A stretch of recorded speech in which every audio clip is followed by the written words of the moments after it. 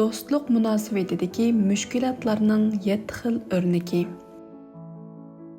Do'stlik kishiga xushallik va yoki qayg'u ilib kelalaydi. Ma'lum bir ishni qilishda jiddiy ahvol ko'rilganda yoki o'ylagandek bo'lmaganda, u ishni qanday qilishimizni deb beradigan kitob yo'q bo'lganligi uchun biz hamma kishi o'rtaq duch keladigan do'stlik munosabatidagi qiyinchiliklarni qanday bir taraf qilish to'g'riliq tadqiqotchilar, yozuvchilar va psixologlar bilan suhbatlashdik. Buzilgan va'dalar. Do'stlar bizning jismoniy va ruhiy sog'lomligimiz uchun intayin muhim. Ammo bu munosabatlar hamisha o'ngishli ketavermaydi. Doktor, jamiyatshunos, do'stlik yetakchisi Jen Yager xonim mundaq deydi.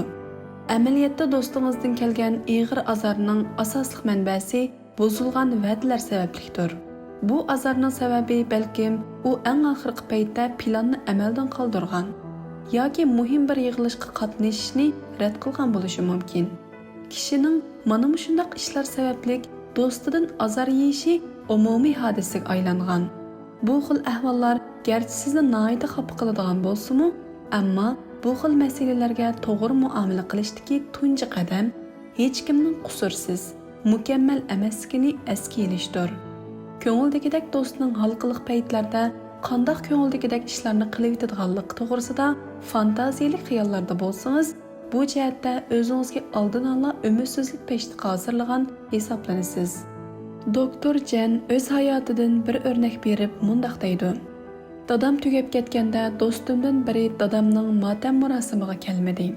Do'stimning bu ishidan qiydab yurishning o'rniga uningdan buning sababini so'rashni qaror qilib, uningga "Men seni dadamning motam murosimida ko'rolmaganligim uchun hayron qoldim. Buningda hech masala yo'q.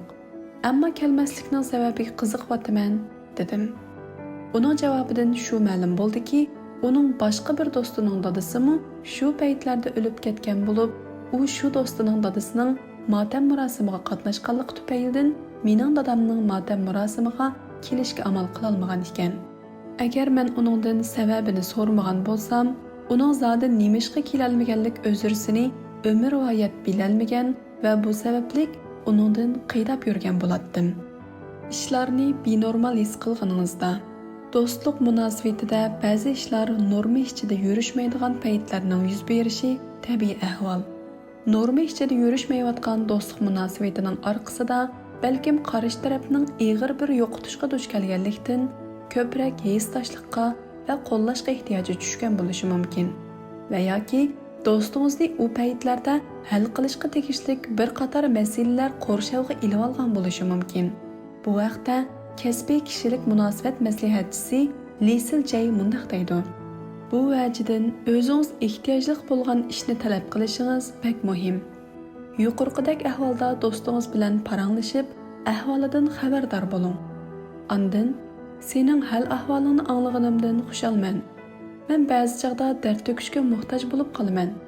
Mening ahvolimni mening og'zimdan anglab baqsan qandoq? deng.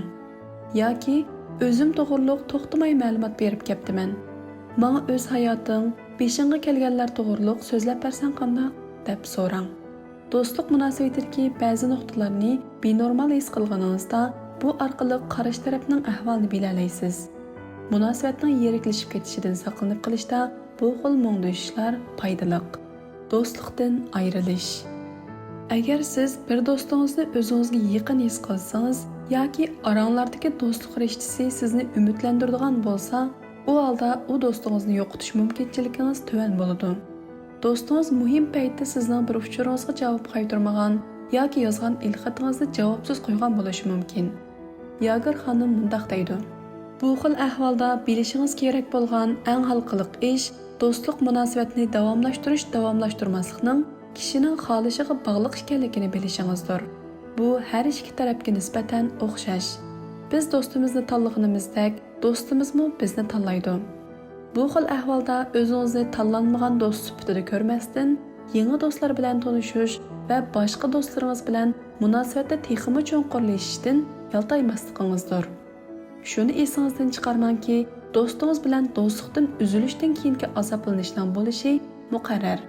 Bu vajidan o'zingizga bir oz vaqt bering. Jamiyatshunos Karlin Filora mundaq deydi. bu xil ahvolda sabab izlashga urinmang. O'zingiz sababini bilmaydigan reallikni qabul qilish o'zingizning psixikalik sog'lomligingiz uchun eng foydalidir. Ba'zida boshqalarga zoda nemish bo'lganligini rostilla bilolmay qolsiz. Yeklanganlikni his qilish. Hech kim o'zining yeklashga uchrashini yaxshi ko'rmaydi.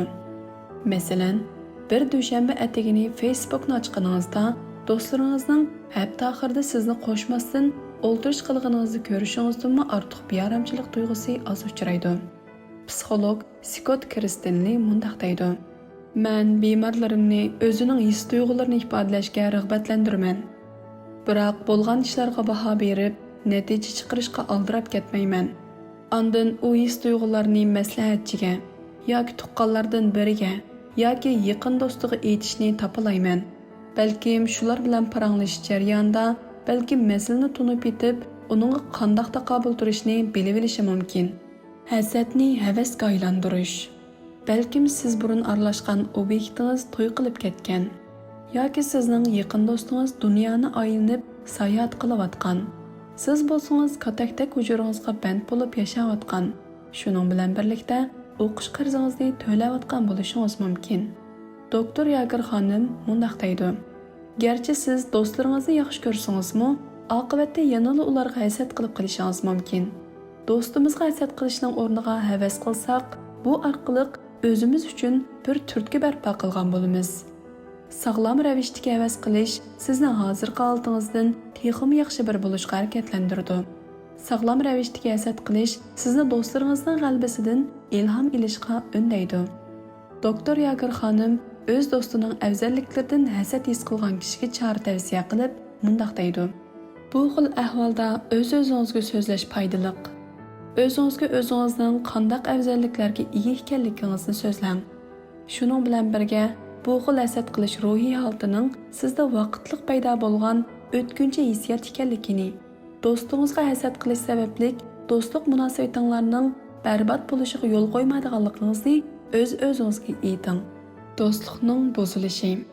Flora mundaq deydi: "Yaxshi do'st bilan bo'lgan do'stlik munosabatini oxirlashtirish, bir taraf qilish eng tez bo'lgan ayrilish turlaridan biri. Biz kishining do'stidan ayrilib qilishdan keyin duch kelgan ruhiy azob to'g'risida to'xtalmaymiz. Jo'ringizdan ayrilganligingiz uchun motam tutishingizga berilgan ruxsatning do'stingizdan ayrilganligingizga motam tutishingiz uchun berilmasligi kishining hasratini texim kuchaytirib yetadigan ishdir. Bir kishining xo'jayiniga do'sti bilan yomonlashib qolganlik uchun bir kun ruxsat so'rash talabini aytganligini faraz qiling. Buningga bir g'ayri ishga qaytarilgan inkosning o'qishi qaytarildi. Amdilikda ajrashib ketganligingiz sababli xo'jayiningizdan bir kunlik ruxsat so'raganingizni faraz qiling.